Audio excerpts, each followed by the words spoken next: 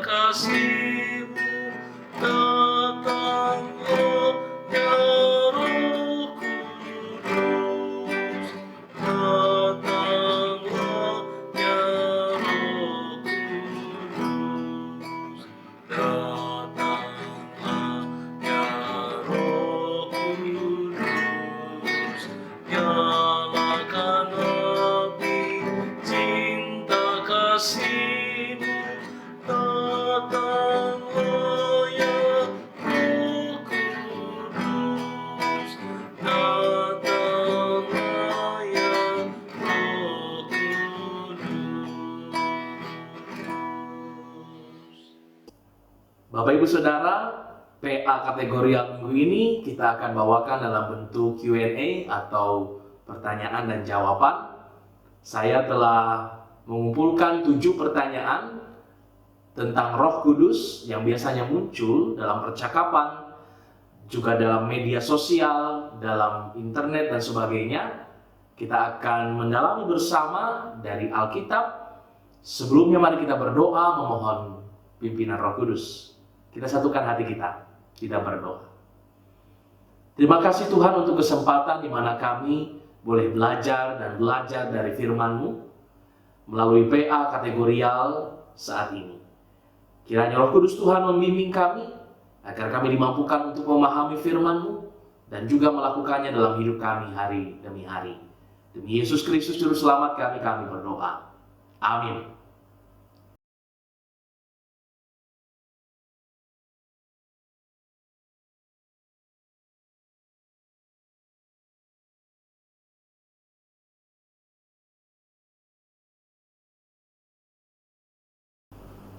Bapak Ibu Saudara, kita mulai dengan pertanyaan pertama. Siapakah Roh Kudus?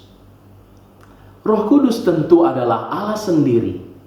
Kita mengimani bahwa Allah itu Maha Kuasa. Maka dalam kemahakuasaannya, Allah dapat hadir dalam rupa apapun juga, termasuk dalam rupa roh. Alkitab sendiri mencatat pada kisah penciptaan, Kitab Kejadian 1 ayat 2, Roh Allah melayang-layang di atas permukaan air. Di sana kita menemukan identitas Roh Allah, berarti Allah dalam rupa roh, melayang-layang, bergerak secara aktif. Dan Allah tidak dikuasai oleh yang lain. Sebaliknya Allah berkuasa atas segalanya.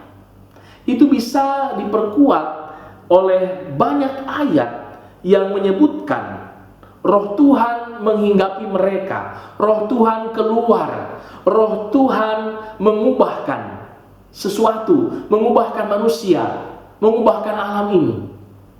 Itu menegaskan buat kita bahwa Roh Kudus adalah independen.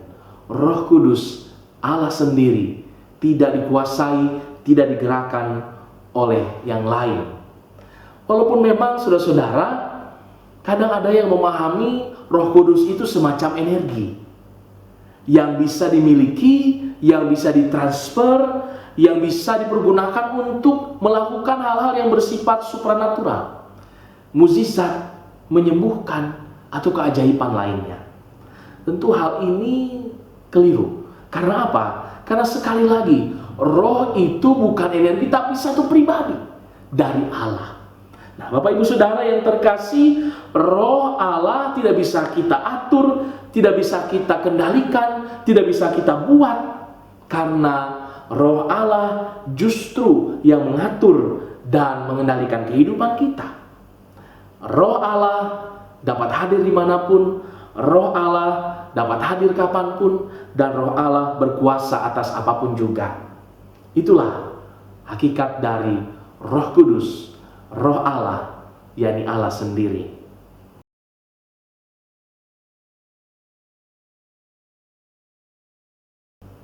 Pertanyaan itu biasanya muncul karena Yesus berkata akan datang penolong yang lain dalam Yohanes 14 ayat 16. Nah, Bapak Ibu Saudara, ada yang memahami bahwa Allah Tritunggal ada dalam sebuah urutan waktu atau babak yang silih berganti.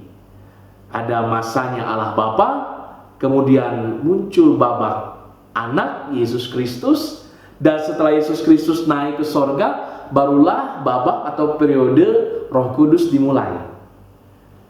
Kita tidak bisa memahami seperti itu, karena pada hakikatnya Allah Tritunggal itu Alfa dan Omega, yang awal dan yang akhir, tidak saling mendahului, tapi ketiga pribadi itu adalah satu Allah yang esa.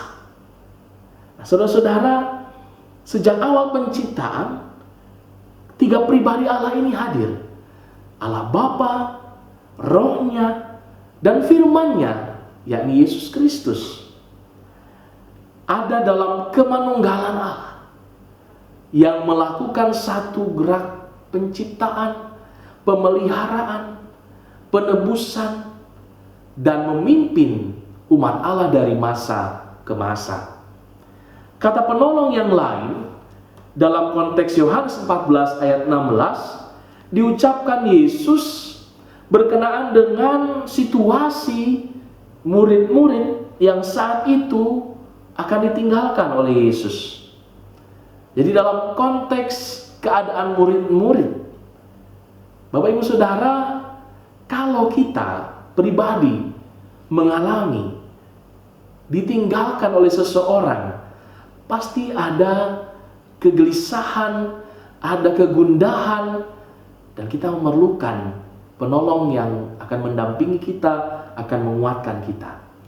Maka dalam sudut pandang itulah, untuk kepentingan itulah, Yesus menyampaikan kepada murid-murid untuk menguatkan mereka, untuk menenangkan mereka, bahwa penolong yang lain, yakni Roh Kudus, Roh kebenaran, itu akan datang dan menyertai mereka semua. Jadi ini dipakai dalam rangka mengatasi problem kemanusiaan. Sementara pada hakikatnya Roh Kudus, Roh Allah sendiri telah ada sejak bumi dan isinya diciptakan. Jika demikian, apa makna Pentakosta? Pentakosta itu artinya hari ke-50. Dalam konteks Yahudi, hari Pentakosta dirayakan untuk memperingati diturunkannya Taurat kepada Musa di Gunung Sinai. Bila Pentakosta di Sinai, hanya Musa lah yang mendapat karunia atas firman Tuhan, maka pada Pentakosta di Yerusalem pasca kenaikan Yesus, semua murid menerima karunia dari Roh Kudus. Jadi hari Pentakosta bukanlah waktu pertama kali diturunkannya Roh Kudus. Roh Kudus telah ada dan akan selalu ada. Hanya pada Pentakosta, Roh Kudus memberikan kepada para murid karunia untuk berkata-kata dalam bahasa yang lain. Kita bisa membaca dalam Kisah Rasul 2, yakni bahasa orang-orang yang hadir pada saat itu, sehingga semua orang yang datang mengerti apa yang dinasihatkan oleh Tuhan dalam firman-Nya melalui para murid. Ini mungkin salah satu pertanyaan yang paling sering kita dengar. Apakah bukti Roh Kudus itu ada? Nah, saudara-saudara, sama ketika kita mungkin berkata tentang angin. Apakah kita bisa menyangkal kalau angin itu ada hanya karena kita tidak melihat? Atau contoh lainnya, ketika ada orang bertanya, apa cita-citamu? Apa impianmu? Lalu kita menjawab, ini cita-citaku, ini impianku. Apakah saudara yakin? Bukankah itu belum terjadi? Maka kita bisa berkata dengan penuh kepercayaan diri, saya meyakininya. Ini adalah ungkapan iman, saudara-saudara. Ketika kita bicara tentang Allah, begitupun tentang Roh Kudus, maka yang bekerja dalam diri kita bukan logika, bukan juga pembuktian secara nalar atau pembuktian secara saintifik, tetapi kita berbicara dalam iman. Bagi yang mendewakan ilmu pengetahuan dan logika, mungkin iman itu tidak berarti, iman itu lemah. Tetapi fakta kehidupan menunjukkan iman bisa lebih kuat dari hal yang bersifat materi, bahkan mungkin pengetahuan sekalipun. Bila kita menghadapi persoalan, contohnya kita mengalami kegagalan, Apakah kita bisa bangkit tanpa iman? Ketika seorang kehilangan, apakah dia bisa kuat tanpa iman? Imanlah yang membuat seseorang bangkit. Imanlah yang memampukan seseorang tetap kuat walau menghadapi badai yang dahsyat di dalam hidupnya. Itulah yang menjadi dasar bagi kita. Kenapa kita percaya Roh Kudus ada? Karena kita mengimani dalam hati kita. Kembali pada konteks Yohanes pasal 14 ayat 16, aku akan minta kepada Bapa dan ia akan memberikan kepadamu. Itu berarti bahwa Allah yang memberikan rohnya bagi kita. Kita tidak bisa mengatur, kita tidak bisa menguasai, karena bila Allah tidak memberikan, Allah tidak berkenan menyatakan bagi kita, tidak ada seorang pun yang bisa mengklaim bahwa dirinya penuh dengan kuasa Roh Kudus. Sesuai dengan apa yang sudah disampaikan dalam pertanyaan pertama, Roh Kudus ini bukan energi, apalagi benda yang bisa kita miliki, kita atur sesuka hati kita, atau kita bisa transfer kepada orang lain. Sekali lagi, semua ada dalam otoritas Allah. Kita hanya menerimanya. Nah, Bapak Ibu Saudara, bagaimana kita berdoa ketika kita mohon penyertaan Roh Kudus? Maka berdoa, bimbinglah kami, tuntunlah kami, kuatkan kami, tolonglah kami. Dengan itu, kita memang menempatkan Roh Kudus adalah pribadi Allah yang akan hadir bagi kita semua. Nah, Bapak Ibu Saudara dalam kasih Yesus Kristus, dengan itulah kita sungguh-sungguh akan memahami cara kerja Roh Kudus dan bagaimana kita bisa menerima Roh Kudus. Sekali lagi, semua adalah dalam otoritas Allah kepada kita, bukan ada di tangan kita, bukan pada kekuasaan kita semua sebagai manusia. Pertanyaan ke-6, apa ciri orang dikuasai oleh Roh Kudus? Kembali pada teks Yohanes 14 ayat 25, 26 dan 27. Semuanya itu kukatakan kepadamu selagi aku berada bersama-sama dengan kamu, tetapi penghibur, yaitu Roh Kudus yang akan diutus oleh Bapa dalam namaku, dialah yang akan mengajarkan segala sesuatu kepadamu dan akan mengingatkan kamu akan semua yang telah kukatakan kepadamu. Damai sejahtera kutinggalkan bagimu. Nah, saudara-saudara, Roh Kudus ketika hadir dalam diri kita, seperti Roh Kudus hadir dalam diri murid-murid, maka dia menghiburkan, dia memberi kekuatan. Orang yang dikuasai Roh Kudus, dia tidak mudah menyerah. Dia akan selalu merasakan ketenangan dalam jiwanya dan selalu berusaha untuk menciptakan kedamaian. Nah, itu ciri-ciri orang yang dikuasai Roh Kudus. Melengkapi hal itu dalam Kisah Para Rasul, yakni tentang peristiwa Pentakosta, ketika Allah mencurahkan Roh Kudus dan karunia dan Roh Kudus itu menguasai murid-murid, maka apa yang terjadi di sana? Orang-orang yang datang dari berbagai tempat bisa mengerti bahasa murid-murid. Dalam peristiwa Pentakosta ini sering orang hanya fokus pada bahasa yang lain, bahasa roh, yang disebut juga bahasa lidah.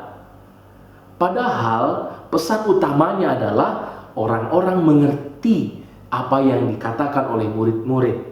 Nah, itu berarti ciri ketika Roh Kudus hadir, ada wawasan, ada pemahaman, ada pengertian, ada kesehatian dalam diri siapapun juga orang yang hadir saat itu. Tidak ada perbantahan, tidak ada percekcokan, tidak ada saling menyakiti.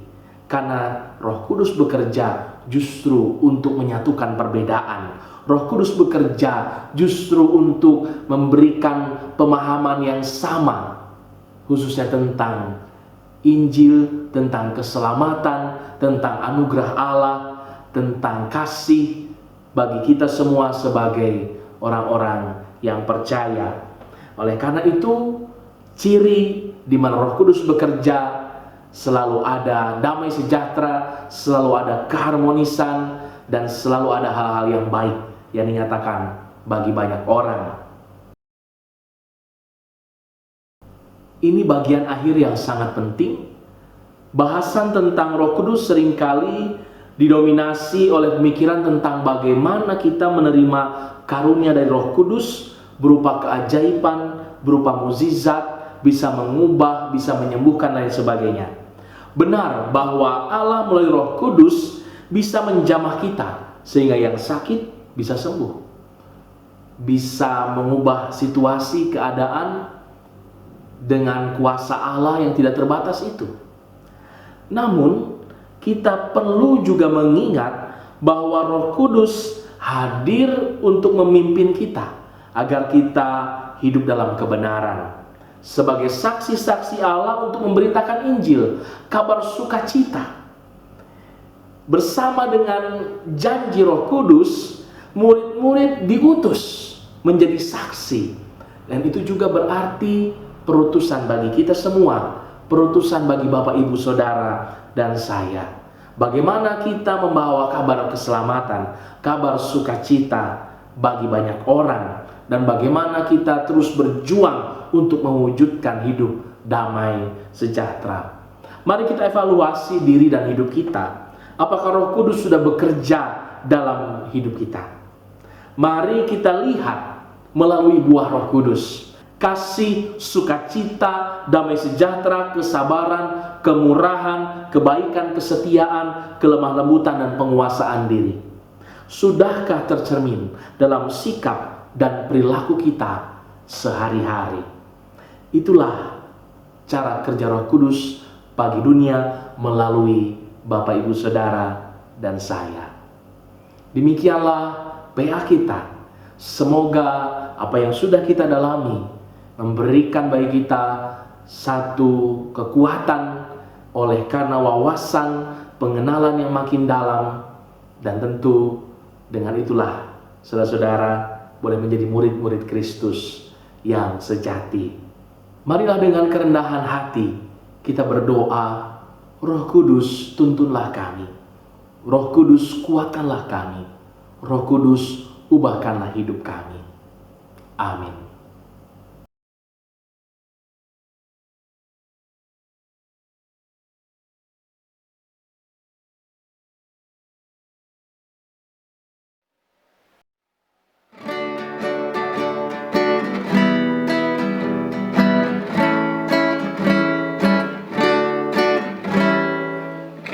Yang merdu di hatiku, Yesus membisikkannya.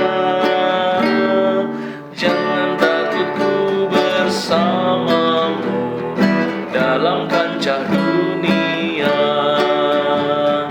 Yesus, nama Yesus indah dan merdu,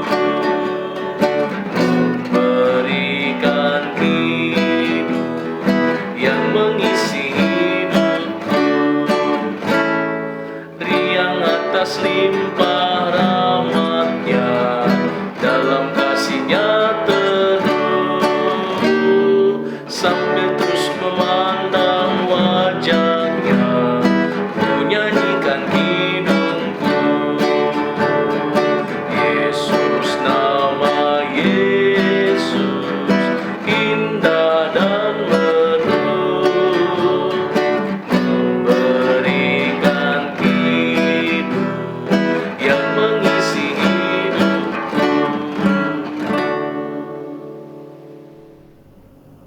Mari kita berdoa. Ya Allah Bapa yang Maha Kudus, kami bersyukur atas persekutuan kami dan PA kami hari ini yang boleh memberikan bagi kami pengenalan yang lebih dalam akan kehadiran Tuhan melalui Roh-Mu yang kudus. Serta pimpinlah kami agar kami boleh hidup seturut kehendak-Mu. Kuasai kami, ubahkan hidup kami agar hidup kami menyenangkan dan memuliakan Tuhan. Kami juga mau berdoa ya Bapa bagi persembahan yang telah kami himpunkan. Kiranya Bapa berkenan menerima, menguduskan, agar persembahan itu boleh dipergunakan bagi pekerjaan Tuhan di kebun anggurmu, melalui gerejamu, Gereja Kristen Pasundan Jemaat Bekasi. Ya Bapa, kami ingin terus mendukung dalam doa bagi saudara-saudara kami dalam keadaan sakit, dalam pemulihan. Kami berdoa bagi Ibu Sarti Karel, bagi Bapak Japadi Siregar, Ibu Letina Saragi, Ibu Risma Utapea, bagi Ibu Lea dan Bapak Raymond Oktosea, bagi Ibu Ati Simatupang, Ibu Yani Wijaya, Bapak Jeffrey Sumpeno, Ibu Rosma Simanjuntak, Bapak Suryadi Pakpahan, Ibu Hedio Pusunggu, Ibu Nurliana Aritonang, anak kami Dustin, bagi Bapak Beri Huta Barat, bagi Saudari Pramesti, bagi Bapak RJ Rumate, Ibu Saiminiman, Bapak Lawrence Petonengan, Bapak Tony Pardede, Saudara David, dan juga bagi Bapak Simon Damanik pasca operasi hari Senin yang lalu. Kiranya kasih dan rahmat Tuhan yang boleh hadir bagi saudara-saudara kami semakin menguatkan dan memulihkan mereka. Kami berdoa bagi keluarga yang berduka, keluarga marhum Bapak Johan Risman Litik, di mana Tuhan berkenan memanggil orang tua kami. Kiranya Tuhan hadir dan menguatkan ibu, anak, mantu, cucu terkasih, agar mereka tetap berpengharapan dan berjalan dalam naungan kasih Tuhan. Bapa di sorga, berkati kami sebagai pelayan-pelayan-Mu, agar kami terus memohon hikmat dan Roh Kudus Tuhan memimpin dalam segenap pelayanan yang kami lakukan, agar nama-Mu saja yang ditinggikan, dimuliakan. Dan biarlah Tuhan berkati gereja-Mu untuk menghadapi perubahan-perubahan yang terjadi, di mana saat ini ya Bapa, kami bersiap-siap untuk menyambut hari-hari yang baru pasca COVID. Kiranya Tuhan akan menolong agar kami tetap menjaga diri kami, menjaga keluarga kami, menjaga persekutuan kami, agar tidak salah melangkah. Karuniakan kami hikmat, agar ketika Tuhan pulihkan seutuhnya, kami boleh kembali dalam kehidupan kami seperti biasa, seperti sedia kala, dan kami melakukan apa yang harus kami lakukan dengan sebaik-baiknya. Jauhkanlah ya Bapa dari hal-hal yang tidak kami inginkan, khususnya dalam masa-masa PSBB menuju relaksasi dan pemulihan ini, agar keadaan menjadi lebih baik dan tidak sebaliknya memperburuk apa yang sudah ada. Berikanlah juga hikmat bagi para pemimpin, hikmat bagi kami semua masyarakat, warga Indonesia khususnya, agar kami masih diberikan juga kewaspadaan, agar kami masih diberikan juga hikmat dalam beraktivitas. Kami juga mau berdoa ya Bapa bagi saudara-saudara kami umat Muslim yang akan menyambut hari Idul Fitri. Biarlah Tuhan hadir menolong, menaungi mereka semua agar tidak kekurangan dan kehilangan sukacita walaupun di tengah-tengah situasi pandemi ini. Ya Bapa di sorga, berkatilah kami sebagai orang tua, berkatilah anak-anak, berkatilah seluruh umat Tuhan dimanapun berada, agar kami dipersatukan selalu dalam doa kami, dipersatukan selalu dalam ketaatan kami kepada Tuhan. Karena kami yakin hanya Engkaulah yang mampu mengubahkan keadaan, hanya Engkaulah yang mampu menjadikan hidup kami semua ada dalam damai sejahtera, ada di dalam kebaikan, ada di dalam segala hal sebagaimana kami rindukan selama ini, khususnya dalam pengentasan COVID-19. Bapa di sorga, kami ingin menyerahkan hari-hari depan yang akan kami jalani. Biarlah Tuhan beserta kami yakin Tuhan berjalan selalu mengawali kami untuk menyiapkan segala rahmat, rancangan, dan kebaikan Tuhan bagi kami setiap pribadi dan keluarga. Bapa yang Maha Kasih, doa dan syafaat kami agar Tuhanlah yang mendengar, Tuhanlah yang menyatakan kemurahan kasih Tuhan, dan jadilah segala sesuatu seturut dengan kehendak-Mu. Dalam nama Yesus Kristus kami berdoa, dan bersama kami memanjatkan doa yang Tuhan ajarkan bagi kami. Bapa kami yang ada di sorga, dikuduskanlah nama-Mu, datanglah kerajaan-Mu, jadilah kehendak-Mu di bumi seperti di sorga. Berikanlah kami pada hari ini makanan kami yang secukupnya, dan ampunilah kami akan kesalahan kami, seperti kami juga mengampuni orang yang bersalah kepada kami. Dan jangan bawa kami ke dalam pencobaan, tapi lepaskanlah kami daripada yang jahat. Karena Engkau yang punya kerajaan dan kuasa dan kemuliaan sampai selama-lamanya. Amin. Saudara-saudara, marilah kita menerima berkat Tuhan. Kasih karunia dan damai sejahtera dari Allah Bapa, Anak, dan Roh Kudus menyertai, meneguhkan saudara-saudara kini dan selama-lamanya. Amin.